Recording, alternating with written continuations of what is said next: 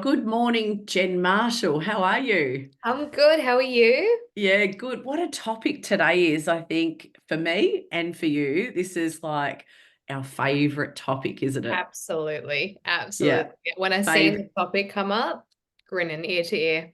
Yeah, same. So I am bad with numbers and I'm drowning in debt. I think, hello, I've been there. Hello, yeah. Guilty. And it's such a common thing, isn't it? I was just chatting to you off record, and we're just chatting about, we see clients all the time. We come through and they've got debt. It all looks shiny and polished, big and small businesses in our area of what we do, which is in the hair beauty space, clinics, day spas, and there's so many people. It all looks polished, but behind the scenes, they're paying off massive debts, or they're struggling and they're drowning in it. Oh, yeah, absolutely. And you can see it across so many different things. You could look at celebrities, large Yeah. corporations. It's not a unique problem just to a small business. It happens Mm. across all of them. Yeah. Yeah, that's it. And I think today what we want to give some juicy context to is something you're going to walk away with, like 3 steps to tackle the debt, because for sure, it's like, really, where do I start? Didn't you find that for you? It was for me too. It's like, how do I even fix this? Absolutely. And it's Mm. easy to hear people say things like, oh, you just need a budget. Well, that's an obvious response, isn't it? But what's the work behind a budget? That's right. Hmm. Yeah, that's No, it. I hear that. And I think from like our both of our backgrounds, Marie, we've both had debts Mm. and we've both come Yeah, out the other side, and now we're kind of known as the numbers people. that's it. And we're smiling, see? So Yeah. it's Well, good. good.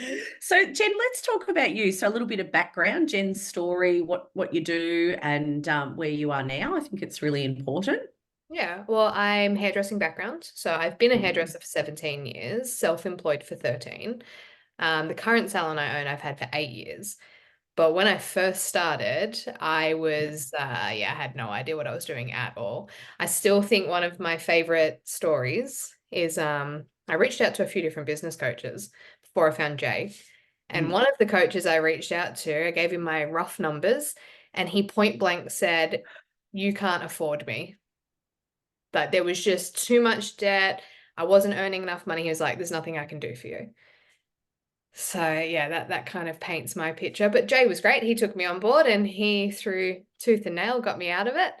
Yeah. Um, for me, I didn't think I had a problem with money, but I absolutely did. I got my first credit card when I was 18.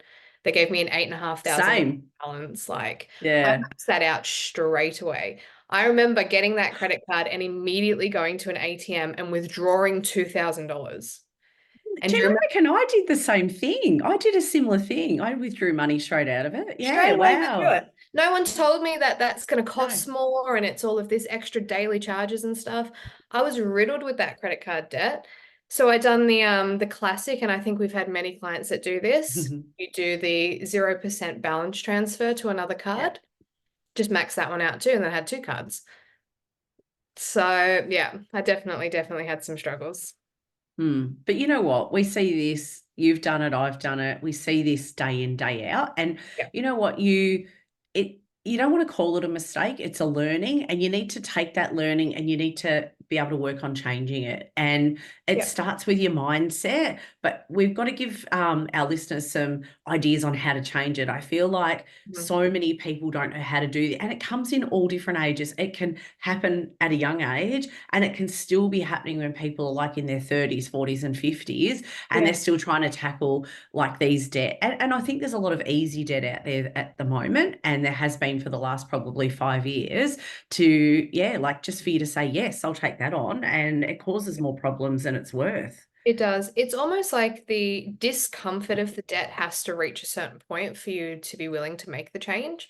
And Yes. then making the change is also extremely uncomfortable because it's coming to terms with habits. And I think Yeah. that was a really hard pill for me to swallow, to say, I'm actually the problem here. I'm overspending, and not really understanding finances. Well, I don't think any of Mm. us are kind of taught finances without Mm. seeking that. And having a simple strategy, some people's goals for money maybe too Yeah. far in advance. You can start really small and chip away at things. Yeah, definitely. And I think that's the key is I see it with our clients, and I know for you. Let's go back just a step back with you, your journey. You're a hairdresser. You've had a salon for 8 years, but what you do now is in the coaching space, and you're a support and accountability coach with Jay and I, and you do an amazing job. And you're about to go on mat leave, which is Yeah. super exciting. But you have so many things lined up, and I think you have changed so many elements of your business, and the language that you even talk now is unbelievable. Like, I want 5 streams of income. And I think, Jen, you're going to get it because you're so focused on what you want. So I Yeah. think I commend you on that, because you come out the other side and it is possible, isn't it? It is. And it really started with basic fundamentals, though. So if we can kind of say, like, where I'm at in my journey, I might be a little bit further along, Mm. but it doesn't excuse the 8 years of work to get up to this point. So some of my very fundamental things with Jay were, okay, what would this debt relief and Yeah. income do for you? And I said, I don't know. I couldn't put a number to it. And he Yeah. goes, think about something you want. And I remember point blank saying to him, I just want to be able to buy expensive cheese without checking my bank account. And he I laughed and he's like, love okay, it. great. And you know what? Yeah. The first time I got into a financial place that I could just buy like camembert Mm. without going, is this going to go over the budget? It was amazing. And he was like, Mm. okay, what's the next thing? I said, I'd like to buy clothes without checking my bank account. Yeah. It kind of kept growing until I said one day, I want to buy a jet ski without checking my bank account. Like, I don't want a jet ski, but the point was, like, I would like to be that comfortable with money that I could be there. And that really started my journey, because to get to the cheese was one thing. To get to the jet ski is a whole nother thing. That is, Yeah. Yeah. we've got to have a few more streams of income if we want spare jet ski money. But isn't that's such a great goal? Like, when you think about, I would say someone listening would be doing this, that feeling of checking your FPOS has gone into your bank account so that you can pay your bills. The feeling of, I've done it. I wonder if I've got enough for coffee on the way to work today. Like, Yeah. I think sometimes if you haven't been there, you can't appreciate the now. And that's what's really important through this, is to know that you've made that change. And just, I think someone listening learns one little thing from this, you're moving in the right direction. Yeah, absolutely. Mm. And it can be those little things, but there's, some steps. And that's pretty much what we wanted to talk about today, really, was, of course, it's part of my journey, but how could you have a similar journey if you've got a similar situation? And I Mm. think most of us do. So I think there's a bit of habit breaking we've got to do, lifelong learning and education. You've got to get to understand your finances and not be scared of it. I don't think we need to say, I'm bad at numbers anymore. Oh, that's right. Exactly. So thinking about maybe like the first part is, we think about tackling that small debt, and how do we do that? Like, there's so many conversations, you've got like, which one do you go for first? And I think it's awareness and clarity, isn't it? Like, assess these finances situation, maybe write on a bit of paper. I always say, get your handy book out. I always have one of those, and write down everything that you owe money to. And Yeah. sometimes, you know what? Some people, you've probably been there too, Jen. It's like, I actually don't even know how much I owe. Oh yeah, Yeah. that's you've got to have a moment where you've got your head buried in the sand, right? Where you're Yeah, like, like right in the sand. Like, and also, like, how many people I come across through our conversations in the coaching space that don't attribute certain things as debt. So hmm, I've noticed that, these maybe different wordings for it. So Afterpay, for example, people didn't consider Afterpay as credit or a credit card, right? yeah. It was packaged differently. And I was like, well, it is an associated debt. And then the next one is 30-day accounts, 60-day accounts. Oh, Mm, it's still a debt of some description. it's still a debt. Yeah, Yeah. it's still a So debt. so it is about finding the smallest one first, but step one is get them all written on a piece of paper. Every single one of them. Yeah. Yeah. Even like your, when you say 30-day accounts, even if you've got a really good 30-day account with your product companies, I think if you still owe money right now, even if it's write that down. Like, you've got to write Write down everything, everything. everything. Yep. Yeah. And then you can really sort of then analyze from Yeah. those debts there, which becomes priority number one. So when we talk about tackle the smallest debt, we don't necessarily mean the smallest We mean maybe the smallest value, but it's got the highest interest rate. So it's probably the smallest with the most impact. So Mm, think about payday loans. How many clients mm. have we looked after that have those, you know, what are they, the 25% interest rate loans? That's It's right. scary, Yeah. right? It's so scary. I think those loans consume people quite easily because it's like they just wave this little carrot and they go, "Ooh, that looks good." Yeah. So yeah, they can definitely be consumed by them quite quickly. Well, they Mm, prey on the vulnerable people, right? Because you and I have all been there. Imagine you get an unexpected bill come through or a repair that needs to be done, and you don't have the cash flow, and someone says, yeah, "Hey, I'll give you this loan today," like that. yeah, You think about the 25% interest you're going to pay back on it. You're going to go, "Oh, I yeah. need help today."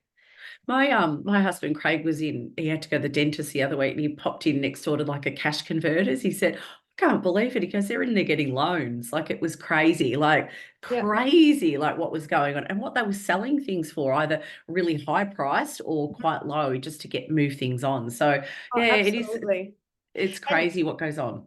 it's a shame, like if anybody's been in that experience where they feel like they need to use cash converters, but I'm real. I say my story. I've had to use cash converters. I remember having to hock in my guitar to pay a Yeah. phone bill. Wow. I got $60 for my guitar, which was the price of my phone bill. And I just Mm. think I never want to be in that place again. Never, Jen. Yeah. I think, what makes us better at what we do at this position is because we've been in the shoes and walked in the shoes of someone that's had debt, Mhm. someone that's been in a place in business where we may have struggled, and that makes us stronger, doesn't it? And that what makes us better as leaders in business because we want to make sure that our team don't ever get into that position either. Yeah, absolutely. Yeah, Yeah. yeah. So So go for it. yeah, I was gonna say, so step one, get that list going. Write them all Yeah, down.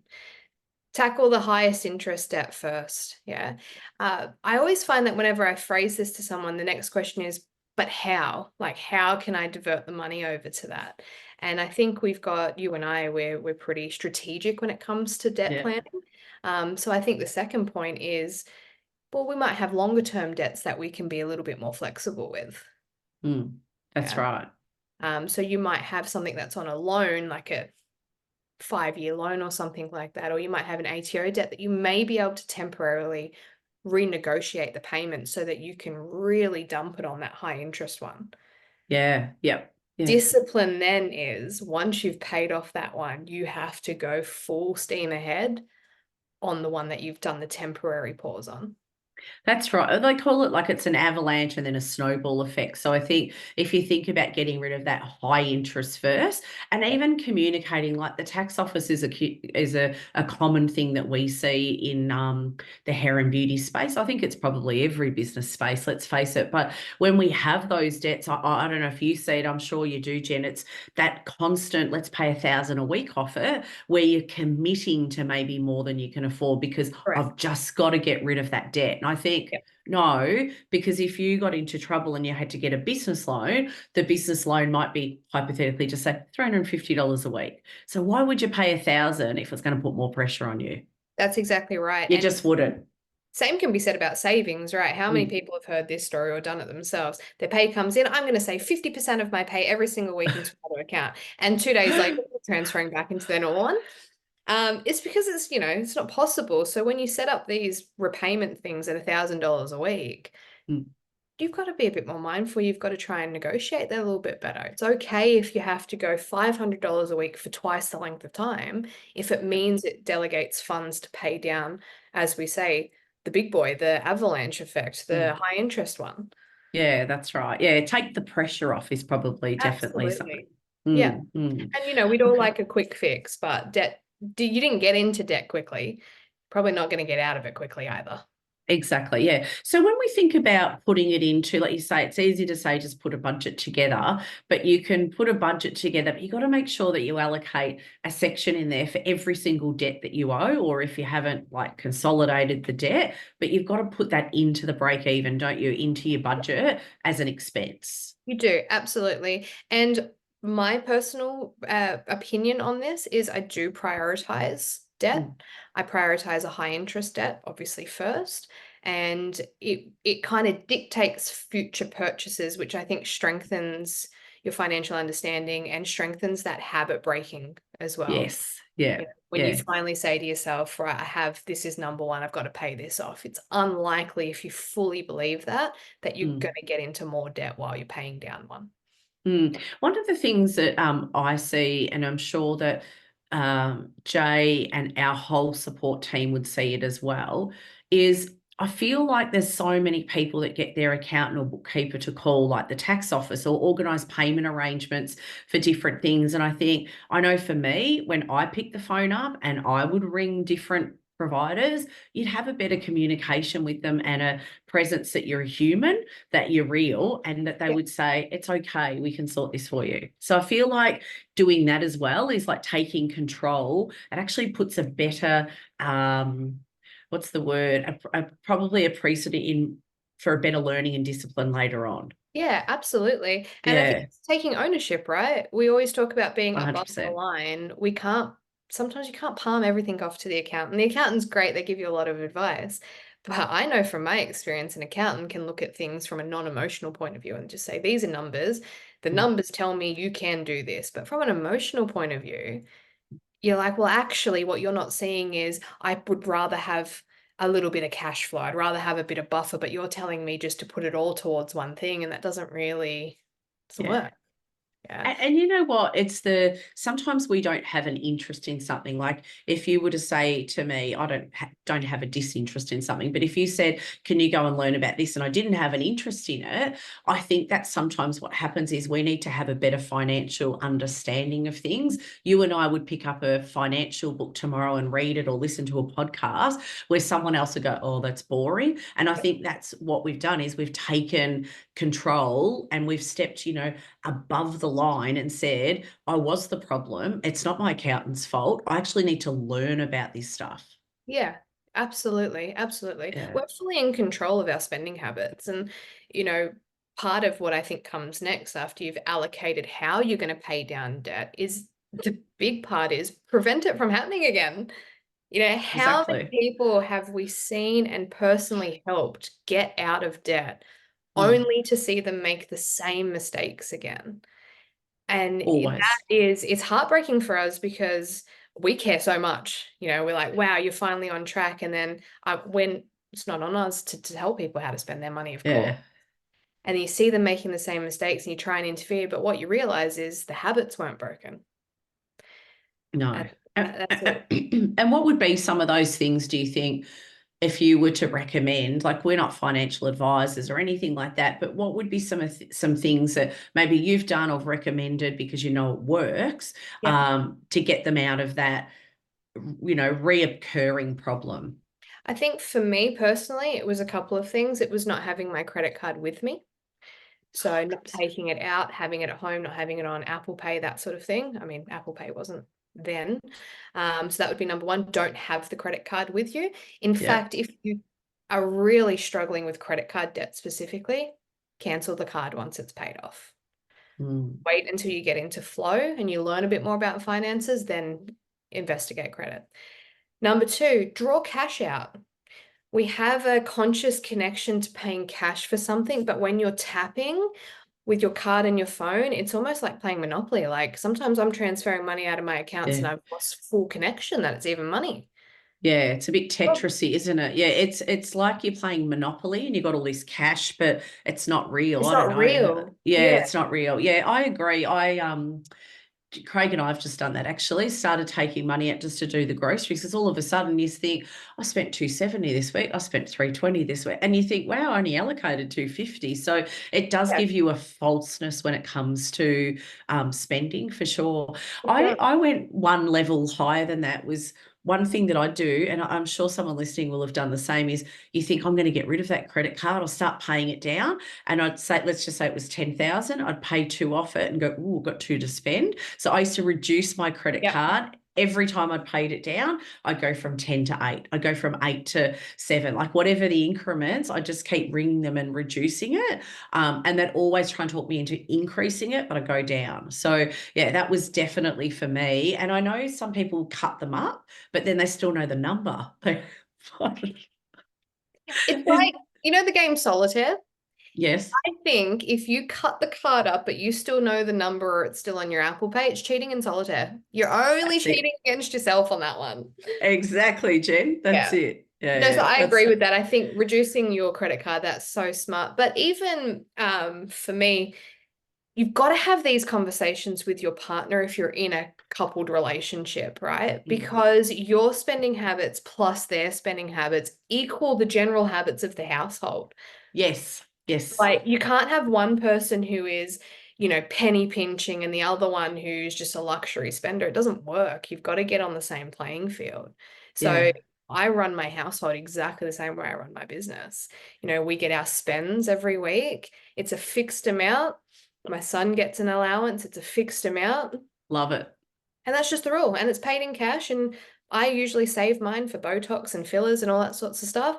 And, my partner has his hobbies that he spends it on, and that's fine. Yeah, and you So never we have to don't have question that. each.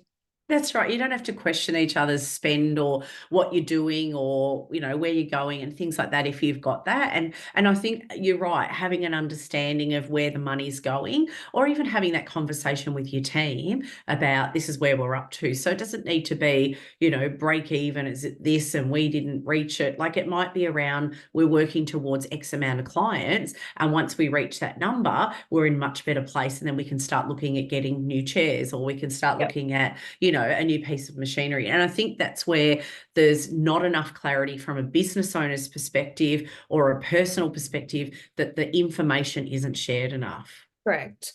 Yeah. Absolutely correct. And to add to that, from another sort of tip to keep getting financial literacy, it's when we become transparent with our team and we let them know about break even, we've got to be mindful about the numbers that we're talking in. So we could be talking in GST inclusive numbers, right? So Mm, we might say our break even is $8,000 a week, including GST, and our average week is also 8,000. So the team mm. might recognize that as, oh, we're great. Everything's We're in good. front. Yeah. But have we taken into consideration that these numbers are inclusive of GST? So that's going to keep the budget a little bit tighter. So we've got to talk about being above it and why do we need to be above it? Let's get the team Yeah. excited about job security, pay increases, bonuses, new equipment, tools, never having to wait for a stock order. Like that is why we want to be well above break even. That's exactly right. And it's that so you never have pressure as a business owner Yeah. again. And you Break don't feel even is like bare minimum. a You could bare call it. minimum. Yeah. Yeah, that's right. Exactly. And it's that feeling of when the team come and ask something, you think, oh, like you can't have that conversation.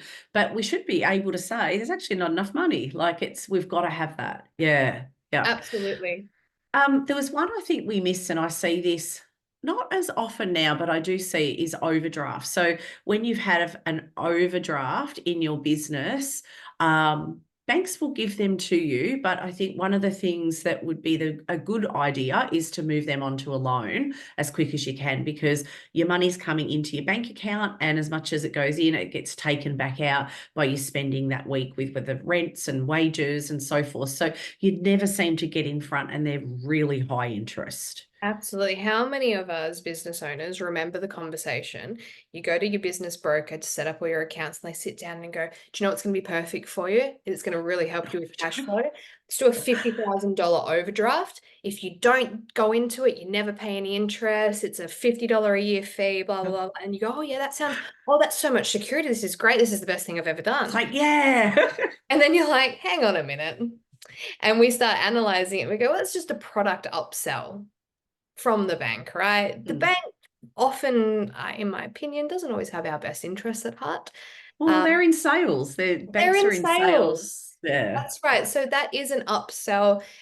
Could not agree more. The amount of struggles I have seen related to overdraft, very similar to a credit card. We know if you Mm, pay the minimum monthly balance on, say, a $5,000 credit card, your minimum monthly balance will be about $120 a week, depending on your rate. If you only pay that, it would take you 60 years to pay off a $5,000 balance. crazy. Crazy. It's a Mm. reason why they put it on the statement as a minimum balance because they want you to stay there for 60 years. It's Yeah. retention. Yeah. Yeah, and it scares people, but it's that feeling of I've got to stay here. Yeah, and you And need that's to know overdraft. that it's learning, isn't it? What you said, the financial literacy, like learning about what else you can. Like you can swap over and get interest-free credit cards, but be committed. Go, okay, well, if that's for 18 months, I absolutely have to pay it Right. down, never go over, and nail it and never go back there again. And don't make my mistake, transfer the balance over and close the other damn card. That is where I went wrong. So that strategy didn't quite work for me. But you are right. I think you've got to take a step in the right direction, and that step also comes with some planning. It is for our clients who may be listening to this, it's something we can help you with, of course. If it's something that you're looking for help with, yes, you can, of course, speak to any of your financial advisors, your bank, your accountant, or whatnot. But I hope any of these tips are very helpful too. Start with the list, chip away at the highest interest rate one first, ask for better rates or renegotiate terms Yeah. of payment for big debts, pay down the expensive ones, get rid of habits, get rid of the temptation, cut up the card. That's right. Yeah. It's all of those little parts. And, keep making sure that your break even has the debt in it and don't go back there. So if we think about not going back there and having some really good disciplines around this practice, because we've all seen it, we've done it, like you do this seesaw effect where you come back to it. What do you think some of the habits would be so we stop this from reappearing in our lives Yeah, forever? forever.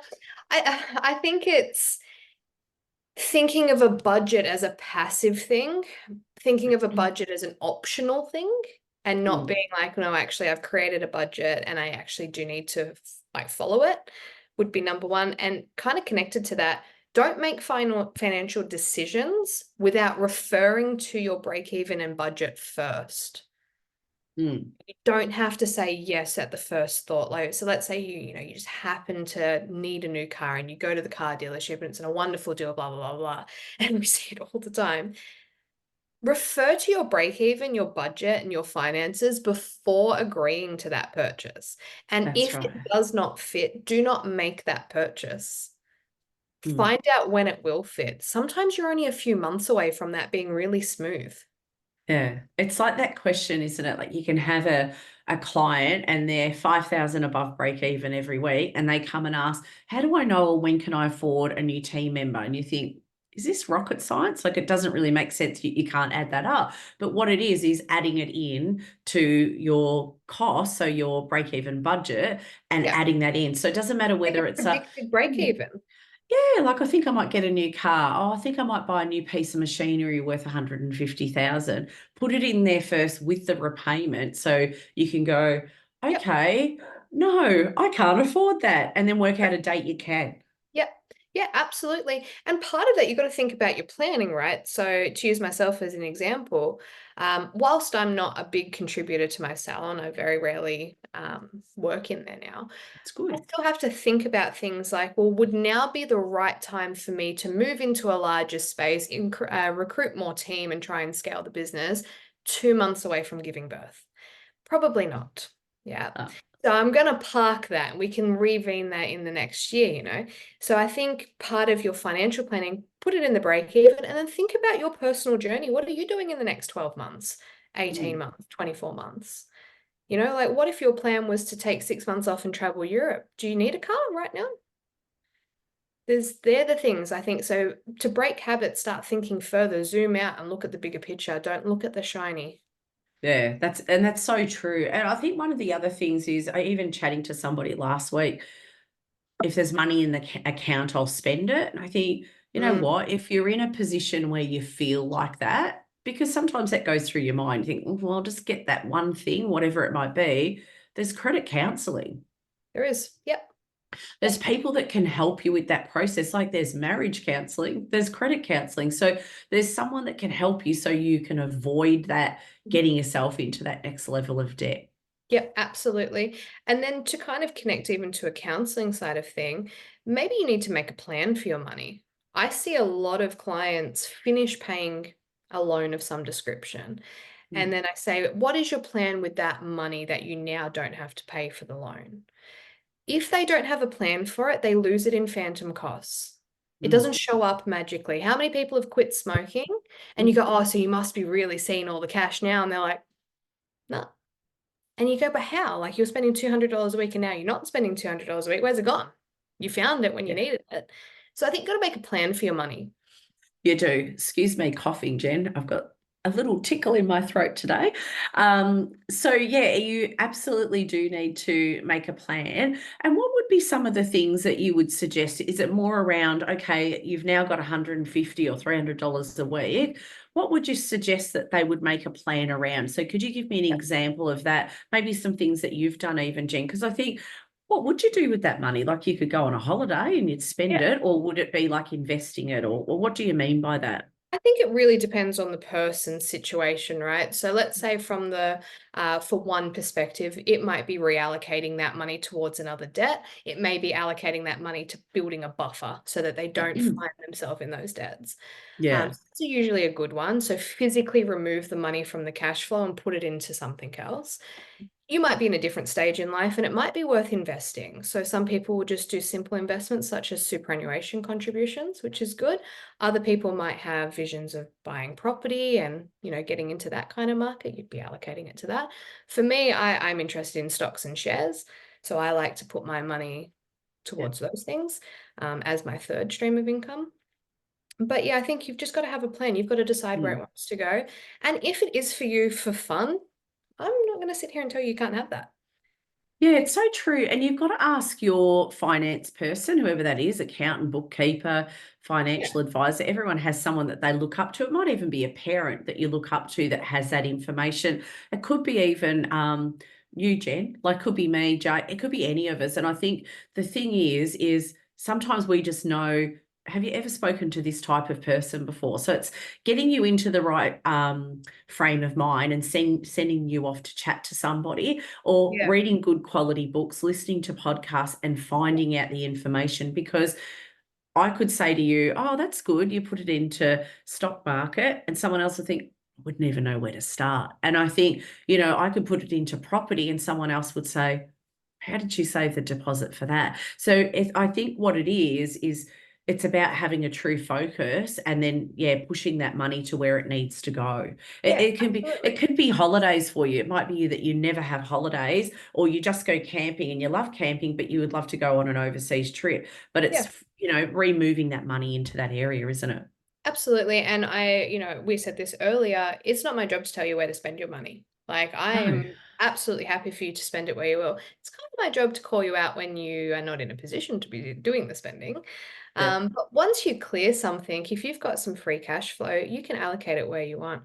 My salon manager, she's just finished off paying her car. And I said, what are you going to do with that money? Yeah. Girl has worked for me for 8 years and has never had a holiday. She takes time off, but she doesn't go on holidays. Wow. I bought her a passport this year for her 8th anniversary. I said, I'm buying you a passport, I'm paying for it. I want you to go on a holiday. You must book a holiday. So So nice. she's redirecting the money to go on a goddamn holiday. I took her on a That's plane for the first time last year and it was to Brisbane. So for her, her journey is different. So that's really exciting for me to see her redirect her car repayment into a savings account purely for a holiday. I know. And it gives you that different feeling. And then when she's done that, she can save for something else, or Yeah, it might be the same thing. Yeah, that's so good. I think So it's the way at it. this has been a good conversation, Jen, and I think we can go down rabbit holes because I So think many. there's credit cards, there's car purchases, there's payday loans, there's business loans and overdrafts and so much forms of debt. And I think you and I have had them, let's just say. Um, All of them. and when you see the other side of it and when you see the appreciation you have for not having it, we want everyone to be in that position and to be able to grow and leverage themselves. So we always in our segment talk about what's hot and what's not. So on this topic, what do you think is hot right now around debt and really thinking about if you think you're bad with numbers, what's hot? Do you know honestly what's hot is really having strong financial understanding. So that means seeking education on finances. Yeah. You can go on TikTok these days and there is other accounts that are like, Mm. giving you financial tips. I sometimes Yeah. watch day traders and I'm not any of those things, but I go, wow, I just took away something. There's a key learning. So I think spending some time and effort educating yourself on finances, Mm. that's hot. That's Yeah. what we're doing. And what about when we think about what's not hot around this whole topic? And I know I feel like you and I would say exactly the same thing. What is not hot? I've dubbed it influencer debt. So being influenced to make decisions that you can't afford right now. So This my one. statement, yeah, my statement would be, did you really need that $90,000 Range Rover? Yeah. Because your break even's telling me you didn't. So Mm, influencer debt, don't be caught up on what you think you need to have. Think about mm. what you can have to still have the life that you want. So true, isn't it? And I think that's another learning, even around that whole, taking it and putting it through the business, or drawing the wage and taking it out of your wages to pay for it. Like if one can't afford it and the other one can't, then really there's, why are we driving these cars, or why are Yeah. we having these things that are just influenced by more debt and more debt and more Right. debt? Yeah, And it's not to so, say so that you true. can't ever have it. It just Mm, comes back to what we've originally been speaking to here. Those yeah. three strategies, and make a plan for your money. Make a plan for when you can have the nice thing. That's Mm, exciting. Like start with cheese, mate. yeah. Cheese, clothes, jet skis, in that order. It works. That's my biggest learning when I met you, was all about, being able to just pay for something and not even look if you've got the money in the bank. I love that story so much. So thank you, Jen. This has been a great conversation to have today. Really appreciate your time. Anytime I'll talk about money. Same. Like our podcast, and leave us a review so we can keep making some amazing podcasts for you. Awesome. Thanks, Marie. Thanks, Jen.